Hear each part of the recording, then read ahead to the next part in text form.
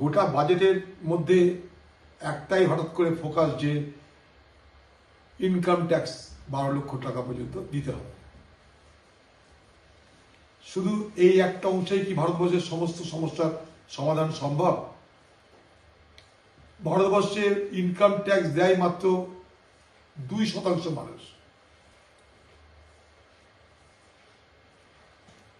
আজকে প্রয়োজন ভারতবর্ষের কনজামশন এক্সপেন্ডিচার, খরচ করার ক্ষমতা মানুষের বাড়ানো দরকার।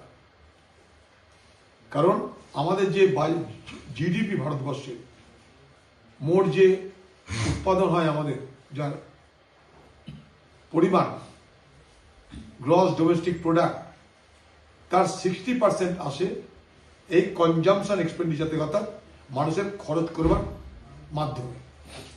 তাই মানুষের হাতে যত ডিসপোজেবল কনজামশন পাওয়ার থাকবে, অর্থাৎ আমার হাতে যত টাকা থাকবে খরচ করার মতো, তত বাজারে আমি চাহিদা তৈরি করতে পারবো। এই হচ্ছে মূল কথা। কিন্তু সেটা শুধুমাত্র একটা মধ্যবিত্ত সেকশনের কথা মাথায় রেখে করতে গেলে ব্যাপারটা আংশিক হয়। আমি বিরোধিতা করছি না কখনোই যে মধ্যবিত্ত সমাজকে ট্যাক্স থেকে রেহাই দেওয়ার জন্য, কখনো বিরোধিতা প্রশ্ন নয়। কিন্তু আমাকে আরো দেখতে হবে, কারণ ইনকাম ট্যাক্স বিলটা কি আনছে সেটা দেখতে হবে। এখনই কিন্তু সব বলার সময় হয়নি যে 12 লাখ মানে পুরো 12 লাখ, তার মধ্যে কত নিটিগ্রিটি আছে, কত মার প্যাচ আছে, এগুলো কিন্তু আগামী দিনে দেখতে হবে।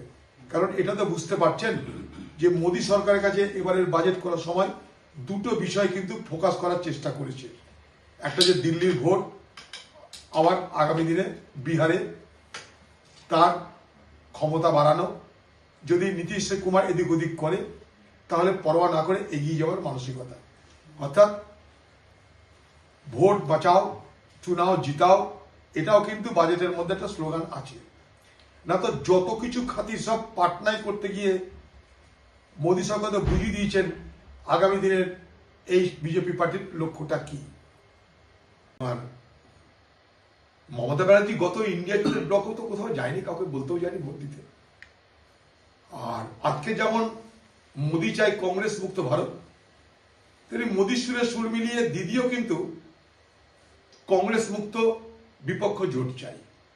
অতএব একটা জায়গায় মোদী আর দিদির মধ্যে আমরা সমতা দেখতে পাই, যে কংগ্রেসকে দুর্বল করার প্রশ্নে মোদী এবং দিদির সুর কিন্তু এক। কিন্তু ভারতবর্ষের ইতিহাস বলছে 100 বছর ধরে এই যে